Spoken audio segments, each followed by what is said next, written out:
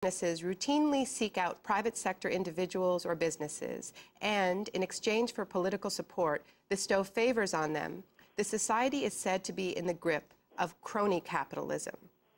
You say the favors generally take the form of monopoly access to certain markets, preferred access to sales of government assets, and special access to those in power. I kept thinking about Halliburton, Blackwater, Lockheed, and Boeing. You were referring to Indonesia at the time, but I'm wondering, according to your definition, and we're seeing these we're seeing contracting emerging, as in the words of the New York Times, a fourth arm of government. Front page of the New York Times talks about $6 billion being investigated for criminal activity in contract allocation in Iraq. I'm wondering whether you think the United States is a crony capitalist economy, according to your definition.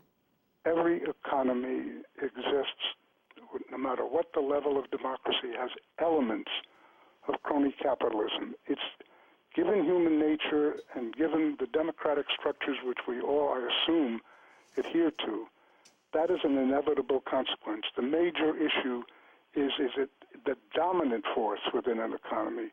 It was the dominant force under Suharto. It is not the dominant force in this country.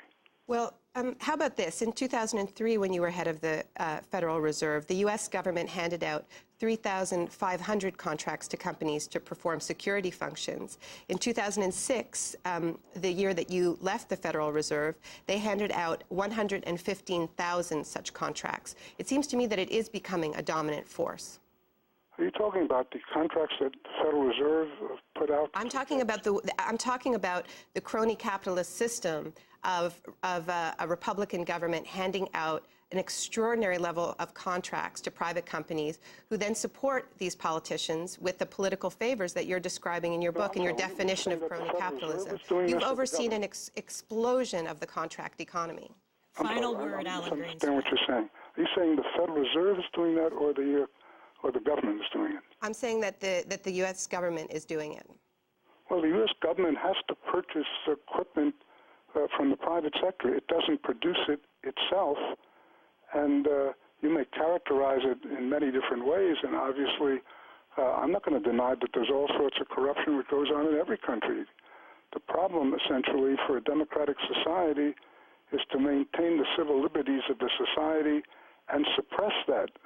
Corruption, embezzlement, fraud, these are all characteristics which exist everywhere. It is regrettably the way human nature functions, whether we like it or not. What successful economies do is keep it to a minimum. No one has ever eliminated any of that stuff. Well, on that note, we'll have to wrap up this discussion because I know you, Alan Greenspan, have to go, but I hope this is just part one of this discussion. Alan Greenspan's new book is called The Age of Turbulence, Adventures in a New World. Naomi Klein, award-winning investigative journalist, is author of The Shock Doctrine, The Rise of Disaster Capitalism. I want to thank you both for being with us today. You're welcome. Thank you. This is Democracy Now!, democracynow.org, The War and Peace Report. We'll be back in a minute.